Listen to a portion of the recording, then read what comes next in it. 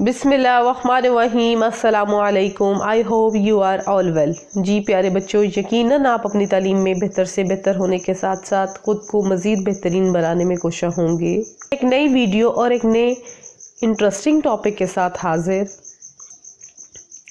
Significant characteristic middle edges in Europe के characteristics को discuss कर रहे हैं, जिनमें से लिटरेचर, इकोनॉमी कोड को भी डिस्कस करेंगे इन दिस वीडियो। तो चले रीड करते हैं, जानते हैं कि यूरोप में लिटरेचर किस तरह का था, क्या यूज़ किया जाता था, इस्तेमाल होता था, इकोनॉमी किस तरह की थी और उनके बादशाह का जो कोड था वहाँ किस तरह अमल दरामद किया जाता था। तो चले जानते हैं।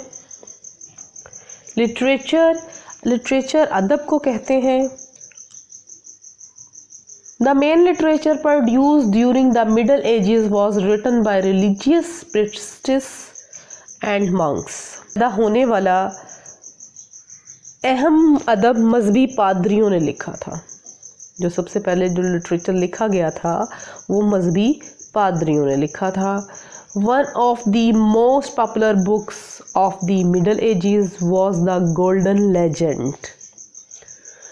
It's told stories about the lives of saints during medieval times। Quran वस्ता की सबसे मशहूर किताबों में से एक गोल्डन लेजेंड थी और इसमें कुरान वस्ता के ज़माने में संतों की ज़िंदगियों के बारे में कहानियाँ बयान की गई थी कि जो कुरान वस्ता के लोग थे वो किस तरह रहते थे उनके, और जो गोल्डन लेजेंड के नाम से जानी गई। The Canterbury Tales, written by Geoffrey Chaucer, and the Divine Comedy by Dante Alighieri gained popularity। चौचर की लिखी गई किताब कैंटरबरी टेल्स और डेनेटी एलिघेरी की लिखी गई किताब डिवाइन कॉमेडी ने मकबूलियत हासिल की थी। जी आप ये जो पिक्चर देख रहे हैं लिटरेचर बुक है, कैंटरबरी टेल्स है, जिसमें कहानियाँ हैं। ये बहुत फेमस थी यूरोप में। Peoples now how to read and write literature and them songs and the comedy etc were written. कुछ लोग अदब पढ़ना और लिखना जानते थे। तराने, गाने, कॉमेडी वगैरह लिखे गए थे यूरोप में। Marco Polo travels and the history of the king of Britannia were also written. Marco Polo के सफ़र और बरतानिया के बादशाहों की तारीख भी लिखी गई। मार्को पोलो के सफ़र पर भी स्टोरीज बनी और बरतानिया के बादशाहों पर भी किताबें लिखी गई थी। Some peoples also wrote philosophical documents about religion. कुछ लोगों ने मज़हब के बारे में फ़िलासफ़ाना दस्तावेज़ात भी लिखी थी। जो लिटरेचर था, अदब था यूरोप का, वो इन टॉपिक्स पर लिखा गया था। अब हम इकोनॉमी को डिस्कस करते हैं।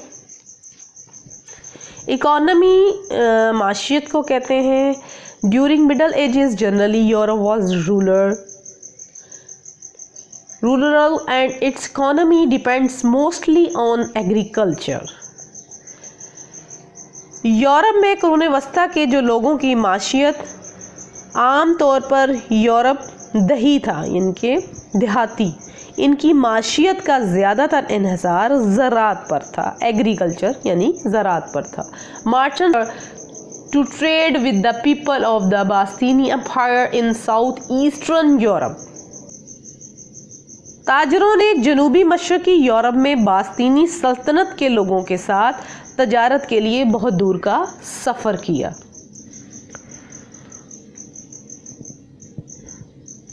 City life was very different from country life, but it was not much easier। शहरी की ज़िंदगी देसी ज़िंदगी से बहुत मुख्तलिफ थी, यानी कि देहाती ज़िंदगी से बहुत मुख्तलिफ थी, लेकिन ये ज़्यादा आसान नहीं थी। शहर की ज़िंदगी बहुत ज़्यादा यूरोप में डिफ़िकल्ट थी। A lot of people work as craftsman. Young boys served as a trainings for some years learning a craft, other services in the city included servant, merchant, baker, doctors and lawyers. बहुत से लोग कारीगरों के तौर पर काम करते थे। नौजवान लड़कों ने कुछ सालों तक ट्रेनी के तौर पर खिदमात सर अंजाम दी और बाद में कारीगर बन गए। एक दस्तकारी शहर में दीगर खिदमात में नौकर, ताजर, डॉक्टर और वकील और बेकर्स यानी कि नानबाई भी शामिल थे। Governments provided itself strong thirst economy condition of the people was getting better. ईस्वी के दौरान हुकूमतों ने खुद को मजबूत साबित किया। इस तरह लोगों के माशी हालात बेहतर हो गए। जी, अब हम डिस्कस करते हैं द किंग कोर्ट के बारे में। बादशाह का दरबार। जी, आप देख रहे हैं ये पिक्चर, ये a scene of king court है यूरोप का। और अब हम इसके बारे में पढ़ते हैं, रीड करते हैं। A term that describe the king council and everyday life. बादशाह के दरबार एक इस्तिलाह थी जो बादशाह की कौंसल और रोज़मर्रा की ज़िंदगी को बयान करती थी। बादशाह को जो दरबार था उसमें ये चीज़ें तय की जाती थी कि उन्होंने रोज़मर्रा क्या फ़ैसले करने हैं और किन चीज़ों पर फ़ैसले, बहुत सारी चीज़ों पर फ़ैसले किए जाते थे रोज़मर्रा लाइफ में। The court travelled with the king where he went.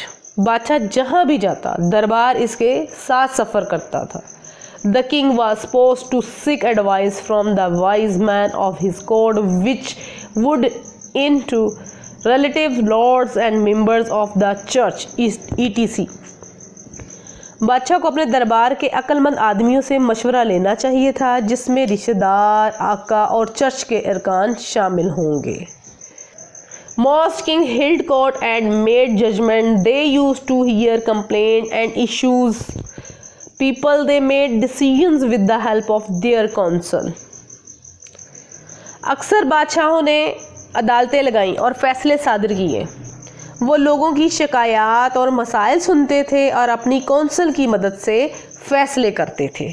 Seal they would use to stamp officially documents. The seals proved the documents was genuine and acted like the king's signature. बादशाहों के पास एक ख़ास मोहर थी जिसे वो सरकारी दस्तावेज़ात पर मोहर लगाने के लिए इस्तेमाल करते थे। मोहर से साबित हुआ कि दस्तावेज़ असली थी और बादशाह के दस्तखत की तरह काम करती थी। When the king showed up, the local people were expected to provide food, entertaining and accommodation.